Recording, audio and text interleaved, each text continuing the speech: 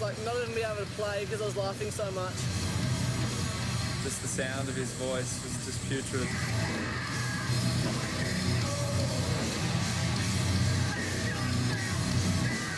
Apologising after every single song. I'm sorry to have to do this to you all. It's harder than it looks. I'm sorry. I'm sorry for being bad. Sorry. At the end of the set, Chode tried to do some merch and had kids tell him he was amazing and ask him to sign things. Looking back, it was the worst thing I've ever heard, but I still think I did okay.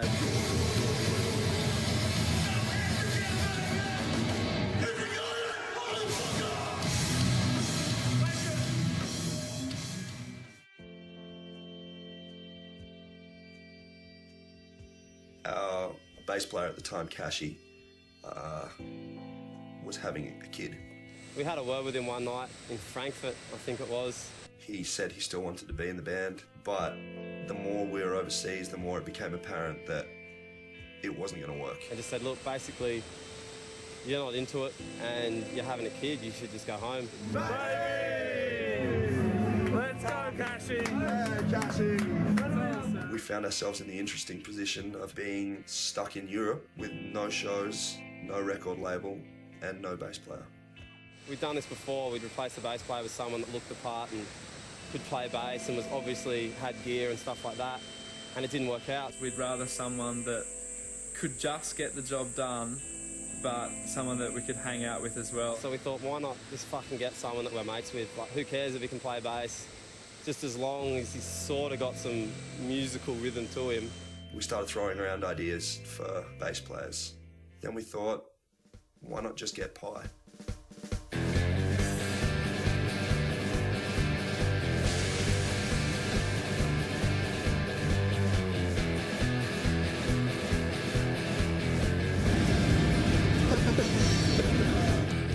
Pi is this weird, long, ugly dude. He looks like a squashed frog. Pipey's a filthy animal.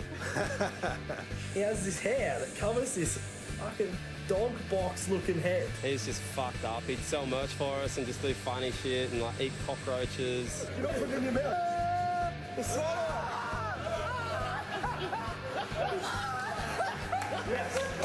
I guess I was just a little kid that liked it when my mates would laugh at me for doing something stupid. I guess I sort of enjoyed being fucking rough.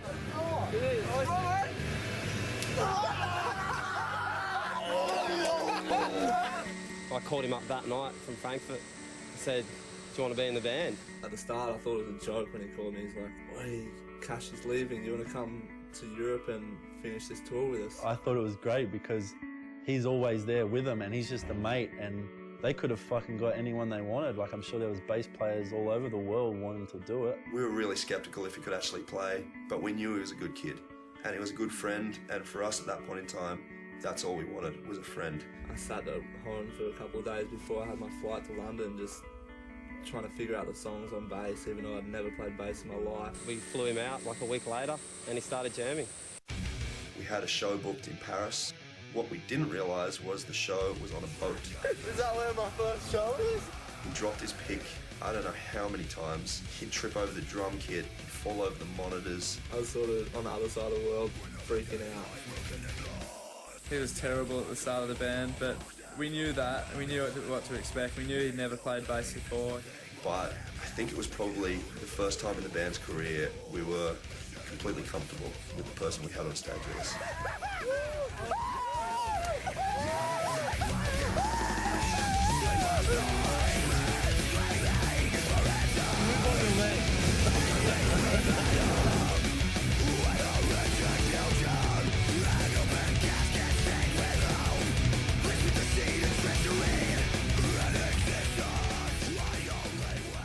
Again, we were on a tight budget. Our financial resources weren't exactly booming.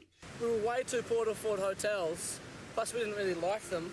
You just stay with people you meet at the shows or stay with whoever you can, really. We realised we didn't know anyone, we didn't speak the same language, we had no place to sleep. And we just ended up pulling up to some field and sleeping behind this hedge.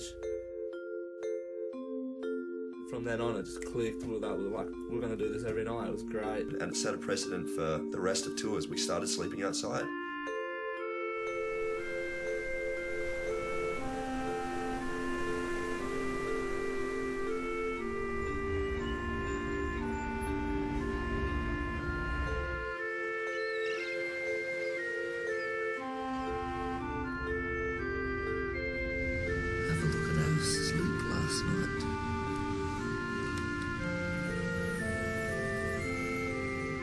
We found a ship one day on the beach, just this old rusted out ship and this rock floor, and it was just perfect sleeping environment, so we went and slept in there. Slept in some mental, like, field in Czechoslovakia. We got here about 4 in the morning. The sun was coming up. We slept in a cow paddock. And I got attacked by ants. I remember them telling stories about how they'd just be driving and they'd go, oh, let's turn down that dirt road and see if we can find a place to sleep. And then just drive around and go, yep, that looks good. Let's sleep in that little clearing of rocks. That looks awesome. It's getting better. It's almost sausage. That's getting better. Is that better? Is that improving? Mosquitoes, rain. I remember some of the places we slept at. My pillow was a curb. We were away for like 5.5 months. I think we stayed in 2 hotels maybe the whole time. After Europe, we headed over to the States for the first time.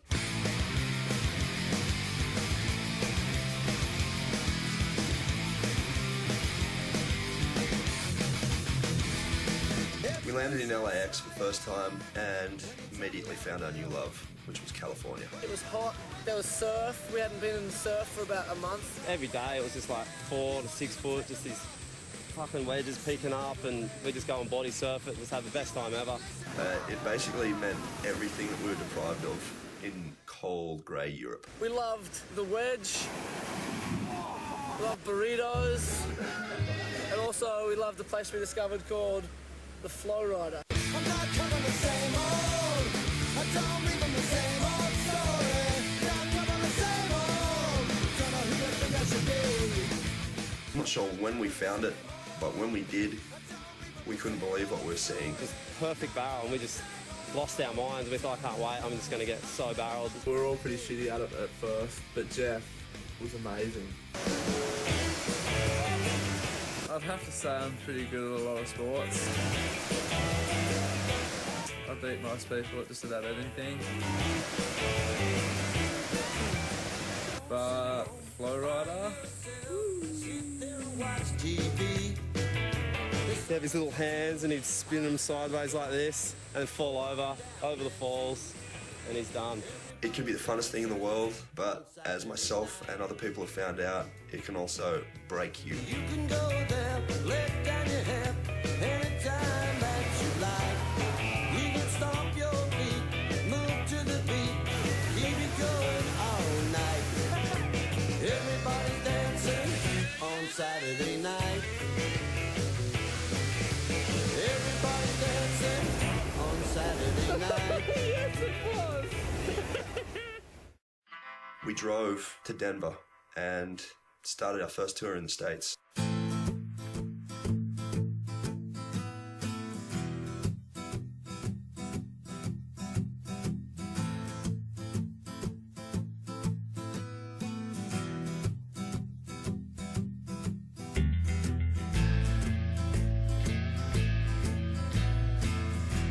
On the show side of things, everyone sort of basically did a piss on us. Like, we loved driving around and seeing the country, but again, we had no press, we had nothing. We weren't even on the flyer.